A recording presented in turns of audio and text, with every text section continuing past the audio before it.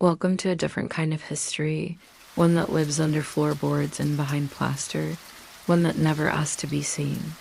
Tonight we walk into houses that no longer stand and into rooms that do, listening for the small, deliberate gestures people made when the world felt thin and the wind carried more than weather. Before alarms and deadbolts, protection was a pattern of habits. Chalk on a beam, iron at a threshold, a shoe tucked where smoke would forget it, a jug sealed and buried where heat lived. These were not spectacles. They were quiet answers to everyday worries, malice, sickness, bad luck that refused to explain itself. The work was done softly, often at dusk. No one called it power. They called it prudence. We won't chase fright or linger on the sharp edges of belief. We'll move slowly, like hands learning a room in the dark. We'll follow the hush of routine, the smell of wood smoke and damp wool, the scrape of chalk on oak, the small clink of pins and a jug.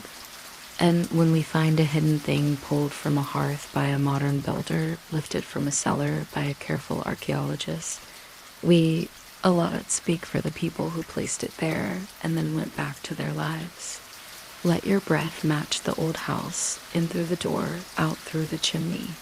The past is closer when we listen softly. Let's go inside. Imagine the day thinning to blue. The lane outside is rutted and cooling. A hen bumps its way to roost. Smoke slides from low chimneys and lays a flat ribbon along the thatch before deciding which way to go. You step over the threshold and lean the door so it sits against its latch with the sound of wood recognizing wood. Inside, the room is small and ordered. The hearth is not grand, only steady. A pot breathes quietly. The stew inside has turned the air savory and familiar. On the settle, a woolen blanket holds the day's crumbs like a map of small comforts. The long table shows its years in smooth hollows where hands rest without thinking. A child hums to herself, threading string through her fingers to make a cat's cradle that catches and releases light. You move through the evening tasks without hurry. The fire's embers are coaxed, the pot is tended, the door bar is checked. You listen the way people did when silence held news. A horse on the road, a cough next door, a burst of laughter carried from the alehouse and thinned by distance. All ordinary, all reassuring. And yet, like most houses of this century, this room carries a private weather, fears that no door will keep out, a run of illness that lingers without reason, milk that sours too fast, a cow gone dry, a neighbor's glance that lands wrong and won't be forgotten. You live close to chance. You answer it with care. On a crossbeam near the hearth are faint lines in chalk rubbed and re-chalked so many times that the white lives in the grain. Now a daisy wheel traced with a plate's edge, a cluster of verses that once meant Virgin of Virgins, to a hand that found comfort in holy letters, a little star scratched so lightly that you only see it when the light comes sideways at dusk. These marks, apotropaic, made to turn harm away, are as ordinary here as a broom. You refresh them when you remember, in passing, as if blessing were maintenance rather than ceremony. The chalk's dust is soft on your fingertips. You blow it away, and it rises like a small prayer and is gone. In the corner sits a narrow jug with a bearded face molded into its belly, a Bellarmine, stoneware from far-off kilns, common enough to keep grain or ale, uncommon enough to keep an eye. You lift it, test its weight, judge its mouth with the practical eye you bring to all tools. The jug is not for drinking tonight. It is for holding a worry where worries are meant to be held, out of sight and under heat. You set the jug on the table and open a box with the day's offcuts, a little twist of your hair trimmed earlier, a shred of cloth from a sleeve worn thin at the cuff, a bent pin that refused to serve the shirt this morning. These are not symbols to you.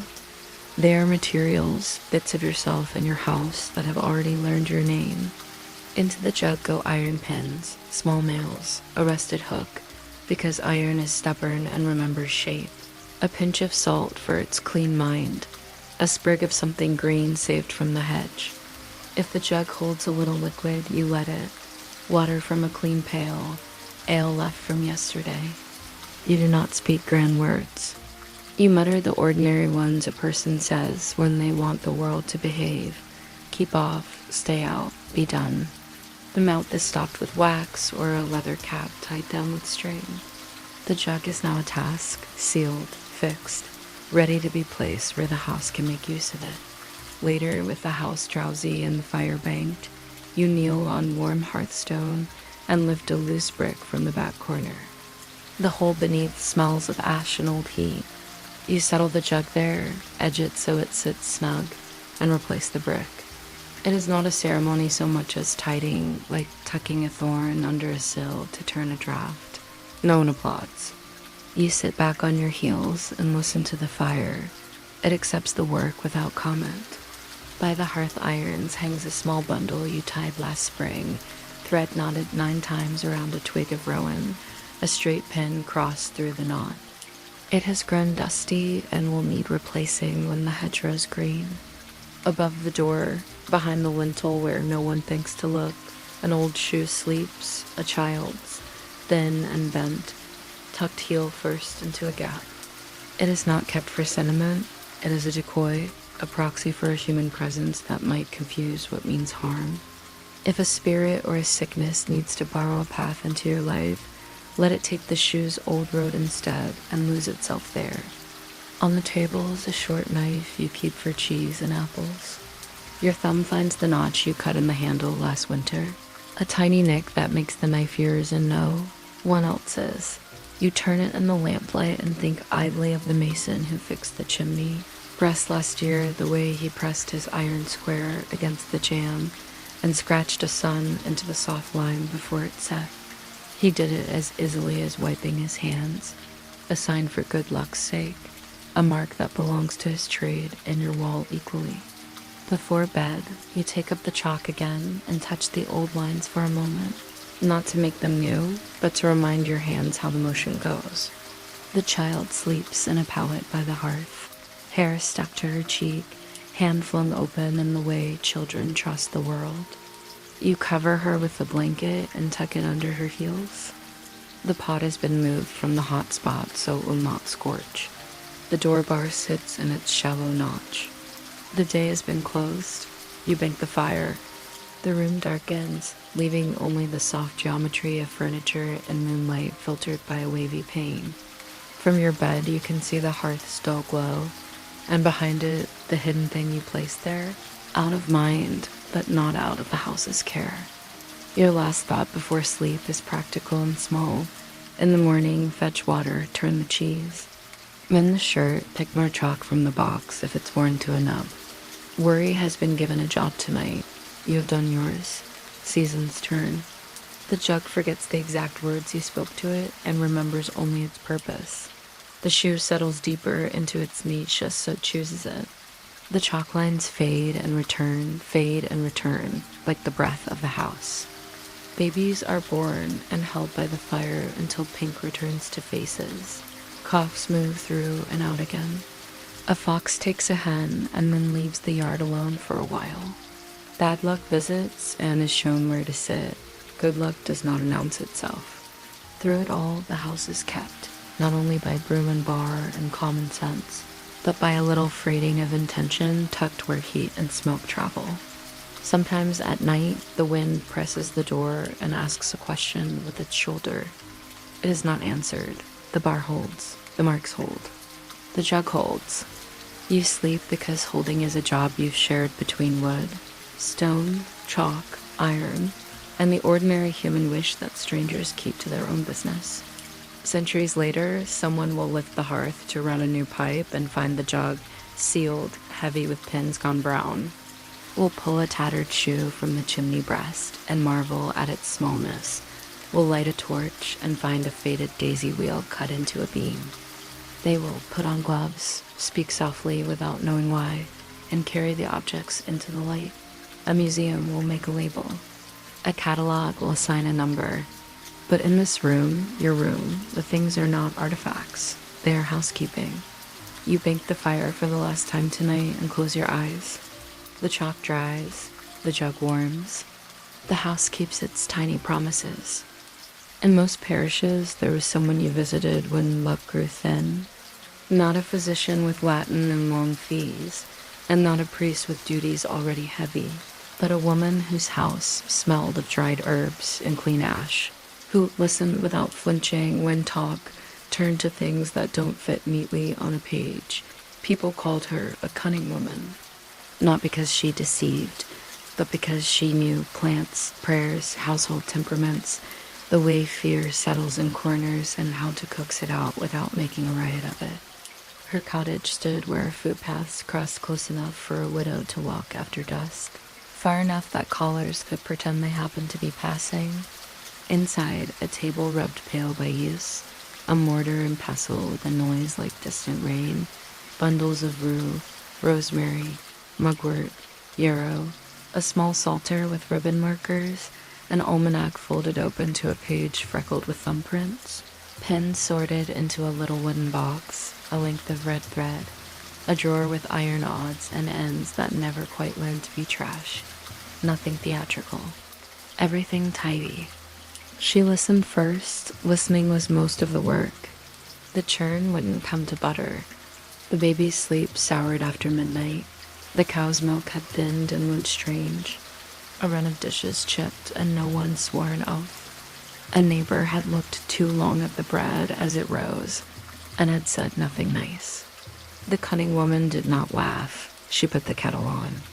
Her remedies were homely and layered. For the churn, a clean scrub of the staves, then a little salt sprinkled in a circle, then a rowan twig laid across the lid for luck, she said, as if she were merely humoring the churn's vanity. For a baby's uneasy dreams, a poppy head slept in a muslin pouch above the cradle, and a psalm whispered in the rhythm of the child's breath. The window latched against drafts. No one could feel until they were named. For the cow, a knot charm, red thread, tied in 9 small, neat knots while she counted softly, hands moving as if hemming fear itself. If suspicion clung to a particular glance or door, she recommended a witch bottle hair from the afflicted, perhaps a snippet of thread from a garment, a handful of bent pins and a nail or 2 iron stubborn grammar and a pinch of salt. Into a narrow-bellied jug they went, sealed with wax and string. Set it where the heat lives, she said, neutral as housekeeping. Let it do its work. Sometimes she added a psalm number on a scrap of paper, sometimes not. She charged little a coin if there was one, eggs if there weren't, a loaf when the oven gave generously. People left relieved, partly because the cottage smelled of tea and good sense, and partly because their worries had been assigned a job. On market days, she carried small receipt books in her head, a sprig of rosemary for the lintel, salt over the left shoulder when you banked the fire, iron by the cradle foot if the wind is wild. She did not argue theology. She went to church like anyone. The psalms in her mouth sat comfortably with the chalk on a beam. In a world alive with chance, protection did not choose sides. It chose places, door, hearth, bed, and attended to them. If a household called her to walk the rooms, she moved slowly, palm open to the walls as if feeling for weather in the plaster. She asked after the chimney and looked into corners where plaster met oak. A mark here, she might say, eyes gone soft with arithmetic, near the latch and the lower hinge. She showed them the simple double V2 verses nested, a whispered virgin of virgins learned by hands that also knew where to find spilled pins. She drew a daisy wheel, its spokes made with a plate's rim, a sun that never sets, an emblem of continuance without boasting. The chalk left a pale constellation, renewed when the house remembered, fading without offense when it forgot. In the next parish over, a mason left his own handwriting on stone.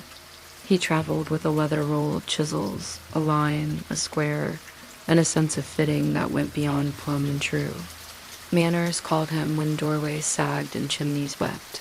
Cottages called him when lime wanted refreshing and cold learned shortcuts through the wall. He worked with lime mortar that set slowly and forgave correction, his trowel making a soft, even music. He loved thresholds, those hinge points of a house where weather and custom meet. When he rebuilt a jamb, he smoothed the last skin of mortar with a damp brush. Then, while it was still green, he lifted. His square set its edge and cut a small hexafoil, a six-petaled flower that eats circles for breakfast, and a tiny cross tucked discreetly near the latch. He did it as lightly as a man might sign his name on a letter, not to be admired, but to register care. Clients rarely asked for the marks. They got them anyway, like a good joint hidden inside a wall. Sometimes the lady of the house, braver than her husband in this one small arena, asked if he had room to tuck an old iron knife into the threshold for luck. He obliged. The blade turned harmless by the mortar iron, remembering shape even when it could cut nothing. If a shoe, forfeit scuffed thin by a child's vanished running, appeared from a drawer with a smile that dared laughter, he nodded and made a pocket for it under the new hearthstone. A house gets used to what it keeps, he said, meaning both the shoe and the fear that had asked for it. On some sites, granary doors, dairy entries, he scratched little compass-drawn wheels where mice and mischief enter if not reminded of their manners. On barn lintels, a hagstone, a whole pebble found by the shore, hung from a loop of twine, clacking once each time the wind changed its mind. He never argued cause. He practiced courtesy to place. At day's end, he wiped his chisels, washed his hands in a bucket, whose water turned a fine clotted white with wine, and took his pay folded into a clean rag that would later polish a brass candlestick at home. Both lives, cunning woman and mason, were public secrets. People consulted them openly and spoke of them quietly. Neither claimed to defeat evil with a flourish. They adjusted rooms so people could sleep. They shared a belief older than doctrine and newer than fashion, that a house is not only shelter, but a partner, that you treat it like a living thing, fed with heat, soothed with order, marked with signs it can remember on your behalf. Once, in a hard winter, the cunning woman and the mason ended up in the same kitchen. Milk had been poor for weeks. Someone had taken a bad chill. The baby's cheeks burned at night and went pale by morning. The woman sat the mother by the hearth and wrapped her hands around a cup until color returned to her fingers. The mason lifted loose bricks and set them square, laying a thin slate under the hearth to steady heat. The cunning woman, with the child asleep on her shoulder, showed the older boy how to trace a single neat star where the soot would not carry it away. The mason cut a small sun into the still wet lime beside the door and pressed the family as initials under it, letters to hold the room's story in place. They did not speak of curses or charms. They repaired. The room felt held. The cows recovered on their own time, as they often do. The child turned a corner and slept heavy with a hand open. People remembered that winter as the one with late ice. Somewhere under the hearth, a jug warmed. On the door jamb, a little sun dried, then went invisible unless evening came just right. Neither practitioner left a book. Their archives were houses that stood through storms and days that behaved. The cunning woman's legacy is in recipes folded into family habits, salt at the threshold on moving day, a sprig of something green above the crib because grandmother said so. The masons are weathered into oak and stone, marks that museum torches will find centuries later and label with Latin words, though they were carved with domestic affection.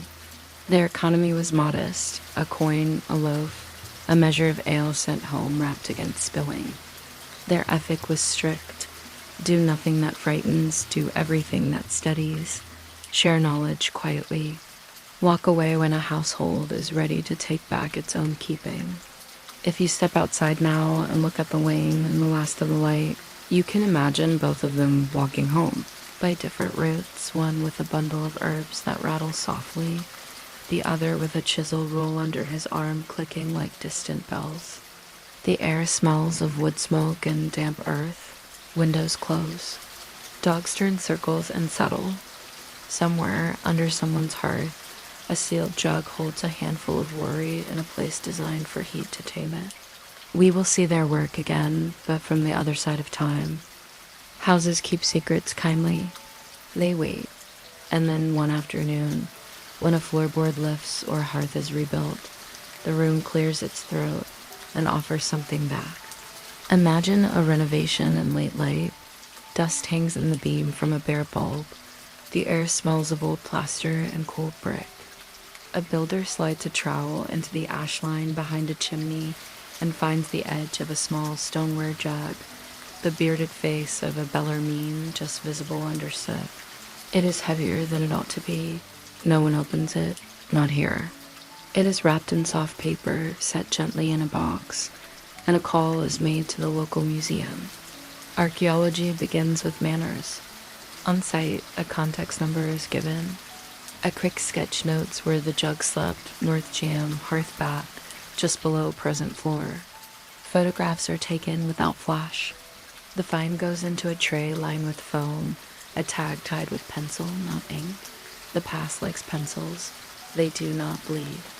On another street, a shoe slips from a wall cavity when lath gives way. It is only one shoe, bent in the middle where a foot once folded it hour after hour. The leather is cracked but still remembers its shape. It is catalogued in the same careful hand-concealed garment, chimney breast, likely deliberate deposit, and placed to rest beside the jug. Two quiet neighbors from different corners of the same idea. In stores where light is kept low and air is kept steady, curators become translators. The jug is x-rayed before any seal is disturbed. Shadows of pins show themselves little needles of brightness curled by time. A darker tangle suggests hair. Perhaps there are threads, perhaps a nail or two. Sometimes there is a trace of liquid, now more memory than substance. Whether the vessel is opened depends on what will be learned and what will be lost. Often, the decision is to let the silence stand and to read by shadow alone. Shoes are read differently. Their wear tells a life, a child's toe rubbed thin, a woman's heel repaired twice with a cobbler's patience. A man's arch collapsed inward from long days. Concealed alone, they were rarely hoarded or stored. They were placed with intention. Heel first into voids at chimneys, under thresholds, in attic angles where roofs meet. The human imprint was the point, a proxy presence, a decoy for whatever might search a house for someone to trouble. Other deposits appear like footnotes, a bundle of pins wrapped in thread tucked near a window.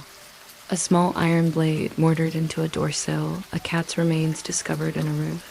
Space preserved by dryness, likely placed to discourage vermin and mischief both. In old dairies and byres, archaeologists find horse skulls under floors, part ritual, part acoustics, part the satisfying knowledge that you have done something to tune a room against unpredictability. Labels are careful with words, apotropaic, concealed, possible protective deposit. Certainty is not a requirement for respect. When these things arrive at a museum, they pass through a quiet choreography. Shoes are brushed with soft bristles and left to rest on their own supports so the leather does not learn a new shape. Jugs are documented from every angle and stored where temperature does not argue. If a bottle must be opened, it is done at a bench with a conservator's patience. Seals lifted, contents recorded, each pin and hair and thread noted like words in a sentence we can almost but not quite pronounce. Not every discovery is grand. Sometimes the find is a chalk mark under centuries of smoke, a daisy wheel scratched with a plate, a double V pricked into oak where a latch sits, a star drawn in one unbroken line. Torches raked across beams make these graffiti reappear like constellations after cloud. They are copied onto mylar with pencil rubbings, measured, mapped, above doors, beside fireplaces, at stair turns. And window heads the thresholds where custom like to post a sentry. What do these deposits say? That people lived with chance and preferred to give it a job. That heat, thresholds, and corners were understood as the house's lungs and arteries, places where influence moved. That iron was stubborn, salt was clean-minded, hair remembered, and shoes could stand in for a person when a person could not always stand up for themselves. And that all of this could live alongside Sunday service without argument, chalk and psalm, pen and prayer, domestic prudence, and public faith sharing the same roof. Curators write labels in a tone that treads softly, a few lines of context, the likely century, the craft of the jar, or the cobbler's stitch. They resist the urge to decorate. The object is the talking. In drawers not open to visitors, there are files of find spot maps and copies of builder's notes removed during flue lining, December, returned to owner's mantle in a glass case. Sometimes the museum keeps a thing, sometimes it returns home with honest advice. Keep it out of sunlight, do not clean it to brightness, let it be old. There are registers too, kept by patient institutions, lists of concealed shoes, and their addresses of bottles found beneath hearths, of beams with witch marks mapped to perish in place. Patterns emerge. Coastal towns show more shoes than farms. Chimneys outnumber thresholds. The late 16th to early 18th centuries hum with activity. Then the habit thins as other comforts arrive. Each dot on a map is a household whispering the same sentence in its own dialect. Keep us, keep us, keep us.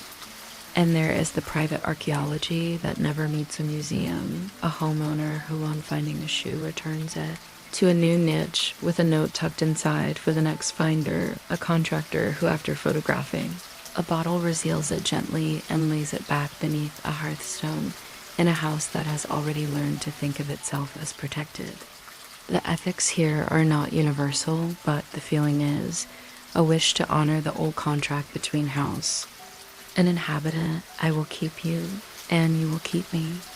If you stand quietly in a gallery where such things sleep, the room has a steadiness that feels like late evening in a good kitchen. Numbers on tags, pencil on card, rows of shoes that once ran and knelt and stood at washstands.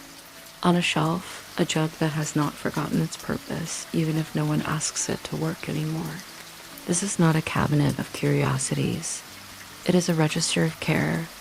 In a moment, we will step back from drawers and plans to the lives that made them necessary into belief as it was lived daily, what people feared, what they hoped, and how chalk and prayer shared the same hand without friction. For now, let the house have the last word. It remembers without boasting.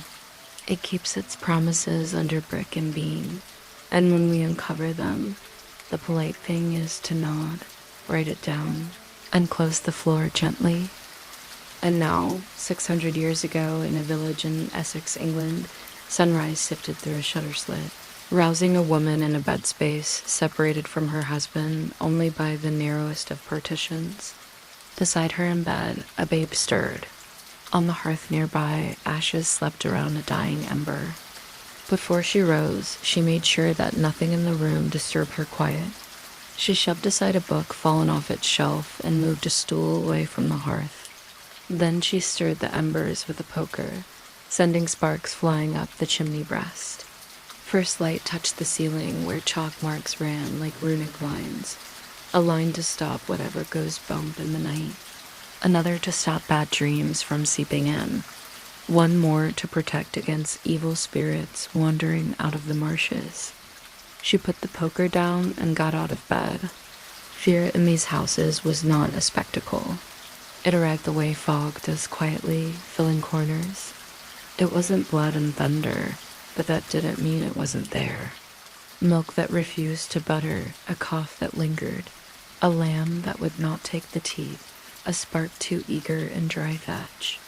Because the worries were ordinary, the protections were ordinary too. Where care collected? If you trace the places most tended in a 17th century home, 4 points would glow brighter than the rest. Threshold, the seam between world and room. Here chalk sigils, iron set in mortar, a shoe tucked heel first into a gap. Hearth, the house's lungs. Warm brick received what needed taming: bottles, pens, a pinch of salt. That space, where bodies were porous, new mothers, the sick, children. Psalms, red thread, Closed scissors above a cradle formed a soft fence. Byre and dairy, livelihood condensed to milk and muscle. Clean ritual met charm here. Scrubbed staves, salted lids, a rowan twig laid across a churn. None of this announced itself. It lived inside routine. People favored things believed to hold their shape and lend it to the room. Iron stubborn, edge keeping arrived as pins, nails, small blades. Salt clear-minded marked thresholds, circled lids, stood against rot. Chalk and lime bright, obedient taught wood and stone aligned to follow. Thread and knots in tension, you could touch tight in modest numbers, often red. Rowan, rosemary, rue plants trusted by hand and nose. These were not jewels. They were household tools with a second job. Words that worked like water speech helped the way boiling helped simple, reliable. Psalms murmured to the rhythm of breath, especially at night. House blessings at moving time bread, salt and flame carried across a new sill. Pocket charms, short lines or letter triangles copied into almanacs and worn close. The mouth and the hand shared the labor. Prayer and chalk did not argue. A single mother nervously opening her front door at dusk in London in 1665 might have said, "Beware the house, good angel of this house, beware the plague." As she crossed the threshold, she would place a pin in the crack of the door jamb to keep disease out, and chalked circles might guard her doorstep against Satan, who liked to enter a house through the feet. Inside, a spider scuttled across the floor, which might have brought bad luck if left alone, but she had a penny to spare, so she caught it in a handkerchief and threw it down the well, where water would wash away any misfortune it picked up. With the darkness deepening outside, she might have made a cross on the wall with chalk, or pinned a charm to her skirts before lighting the oven to ward off evil spirits drawn to the scent of baking bread. After all those precautions, she could finally open the shutters, welcoming the darkness in. For the brief moment that twilight lasted, she could relax, knowing that her prayers and preparations had held back the shadows until dawn. This too was ordinary. Houses held long histories. Generations of women gathered within their rooms and they left their touches behind, whether wily, willful daughters stenciled flowers on window glass, or wives hid love letters in the linings of chairs. But they also packed away dangers, evil eyes, envious tongues, lingering fevers. Those too stayed in the walls like a half-told story. And when a daughter married, took her trousseau with her, including perhaps a pin to ward off witchcraft, a bit of string to catch bad dreams, a sprig of rowan to keep ghosts out of the nursery. When she came to a new house, she would bring the landscape indoors too, placing turf or peat carefully collected from a special place outside in the hearth. That bit of ground would bless her new home the way a bit of sky blessed the old. Or if a family lived somewhere for so long, a corner of the garden grew wild and untamed, even built itself into the fabric of a house. After decades, that corner smelled of lavender and thyme and was known to ward off stray dogs. Time itself offered handles. Candlemas through Michaelmas, chalk doors, blessed tools, watch thresholds. All Hallows, a light for the departed, latches checked with extra care. First fitting in some places, the right person crossing first with bread or coal. These were social as much as sacred shared tempos that kept houses steady. Church and cottage, hand in hand. On Sunday, a family prayed with their minister in a church on high ground overlooking the village. And come Monday morning, a mother might murmur a psalm while churning butter in the dairy below ground. Their fears and rhymes were shared. A priest knew the dark corners of his parish. He heard the stories families brought him, and he might recommend a remedy or two. And if they worried he wasn't enough, if a fever lingered past his prayers, they could call on a cunning woman too. She arrived bearing bundles of herbs and bundles of words. Her visit was a tidy affair, though her knowledge was wild and woolly. She tied a knotted handkerchief to a doorknob, turned a ring of coins around a kettle, hung a charm from a cradle. advised a mother to eat a charm, a cold lump of beeswax wrapped in a rag like hard candy. She specialized in what was close to the body, what fit in a pocket, what slid under a floorboard. And she dealt in assurances, too. You will sleep sound tonight, child. Come summer, I will pluck the infection from the farthing mug. He won't drown, but the magpie just showed me. She dropped seeds in the path, planted a kiss on a fevered brow, slipped a toad charm under the hearthrug, and went on her way. The ways people cared for their homes left no obvious scars. No hex bags stuffed with stolen hair or teeth. No jars of finger bones and epitaphs. Small rules. Don't frighten children. Don't boast. Protections worked best when folded into housekeeping. Use what the house already understood: heat, corners, familiar materials. When relief came, think widely. God, neighbors, and the room. Scale was the ethic. Modest, reversible, respectful nothing a broom or a sunny day could not live beside. But belief? Belief felt like company. Chalk on a beam meant someone else had thought about your safety. A bottle and warm brick took a little weight from your chest so you could stir the pot. A chimney shoe stood in for a body when a body was tired. This was not about power. It was about permission to rest, to eat in peace, to sleep while the wind pressed the door and the bar answered softly, "Not tonight." Houses are patient storytellers. Centuries after a hand tucked a worry into warm brick, the room waits for someone with a pry bar and a careful eye to hear it again. Picture a present-day kitchen mid-remodel, cabinets off, plaster down to lath, the air a soft storm of dust. A contractor easing out a cracked hearthstone feels a tug and lifts a bearded Bellarmine jug heavy with pins. In an attic, a single bent shoe slides from a chimney breast and lands with a thump that makes everyone laugh first and go quiet second. Phones come out. Then the better instinct, a box, a towel, slower hands. Good practice is simple and kind. Photograph in place before moving anything. Note the location, room, wall, distance from floor, like a small map. Avoid cleaning, dust is context. If you keep it out of bright light and heat. If you return it to the house, do no harm, no solvents, no seals that trap moisture. If you donate, bring the notes with the object. Museums love stories almost as much as things. Some owners rehouse the find behind glass on a mantle, letting the past be seen without being pressed back into service. Others choose to reconceal the old shoe goes into a new pocket in the stud bay, a brief note tucked with it, found during renovations, 2025. We hope the house stays kind. There is no single correct choice. The common ethic is respect for the object and for the intention that placed it. In climate study stores, conservators lay these objects to rest with a librarian's tenderness. Shoes sit on tiny cradles so leather doesn't learn a new fold. Bottles are X-rayed. Many are left sealed, read by shadow out of courtesy to contents that were meant to stay private. Chalk graffiti are recorded by raking light and pencil rubbings. Thresholds are mapped as if doorways were constellations. The labels speak in a soft register, concealed deposit, likely protective.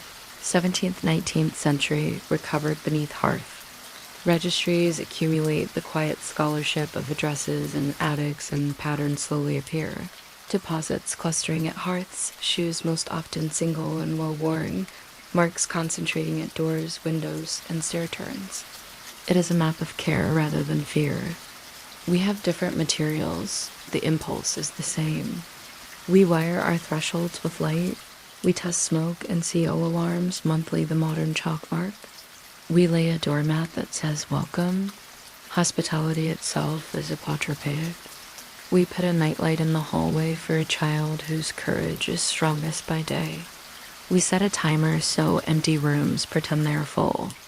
We write names on the fuse box so darkness can be persuaded back into order. Some homes keep explicit traditions, bread and salt for housewarming, a mezuzah on the doorpost, a horseshoe hump heels up, a blue protective eye, a red ribbon on a prom. Others keep secular cousins' family photos near the entry, a shelf of cookbooks by the stove, a ritual of sweeping last thing at night so morning begins clean. We're less likely to bury worries in brick. We're more likely to file them in a calendar, test alarms, service boiler, change filters, rituals of safety dressed as chores. Even our devices stand in for old guardians. A doorbell camera watches like a modern gargoyle. A thermostat learns the house's pulse. A router name and password are a gate spell in another language. None of this is mystical. All of it is threshold craft. Tradespeople inherit old courtesies. A joiner today might pencil a small daisy wheel on the back of a concealed panel, a nod to predecessors and to place. An electrician will coil cables neatly for the next pair of hands. A mason may tuck a dated coin deep in a wall, not as protection, but as a polite hello to someone who will stand where he stands 100 years from now. The house learns these small civilities and treats them as part of its temperament. A sealed jug, a shoe in a flue, chalk on a beam, none of them prove terror. They prove care. They tell us people preferred action to anxiety, even when action was symbolic. They also remind us that beliefs can share a roof without argument, psalm and pen, prayer and polish, Sunday and sweep.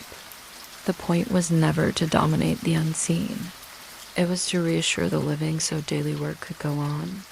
Modern homes ask for the same compact: feed the house with heat, keep its lungs clear, mind the thresholds, tend the places where you sleep. If you do, the house will hold up its end: quiet doors, steady fires, mornings that begin without incident.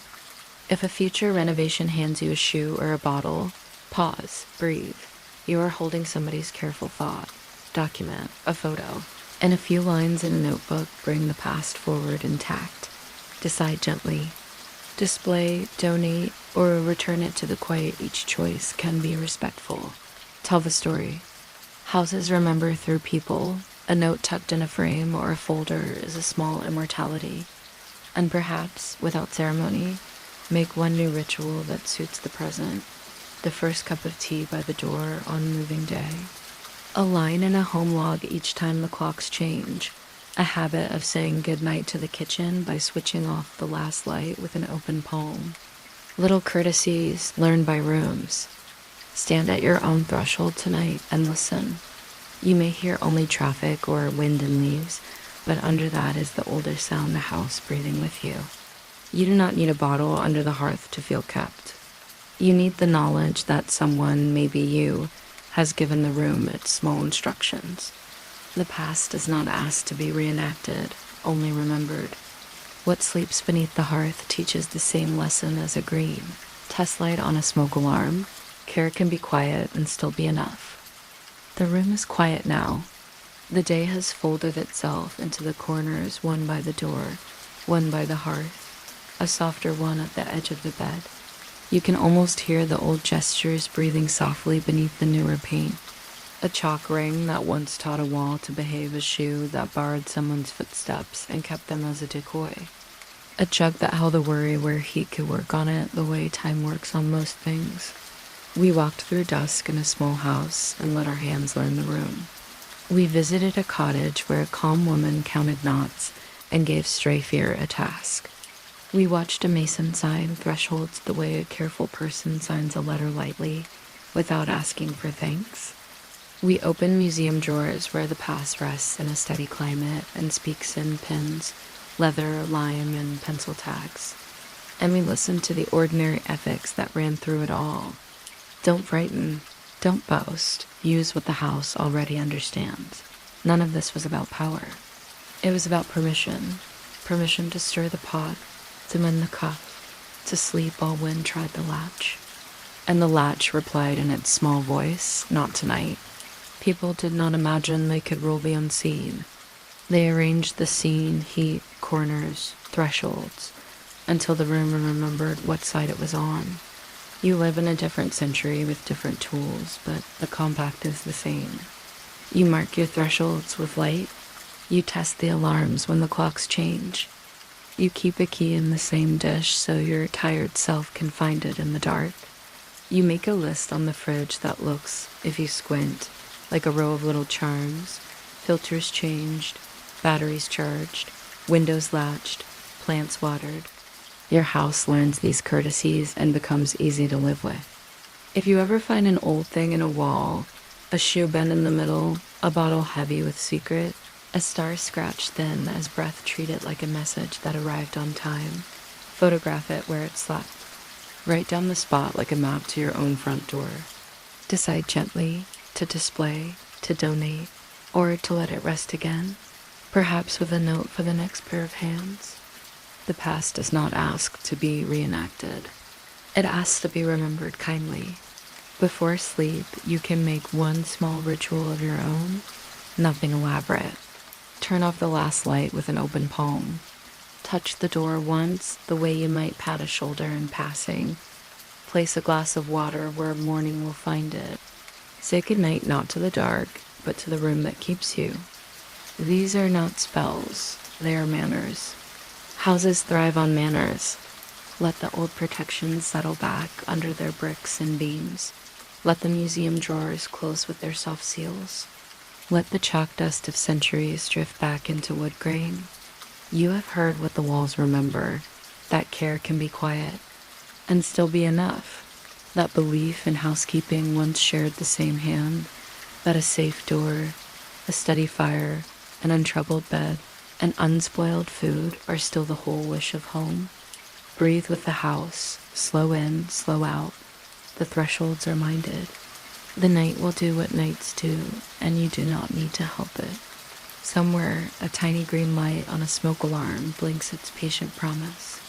Somewhere, beneath the hearth of another home, a sealed jug continues to keep a very old appointment.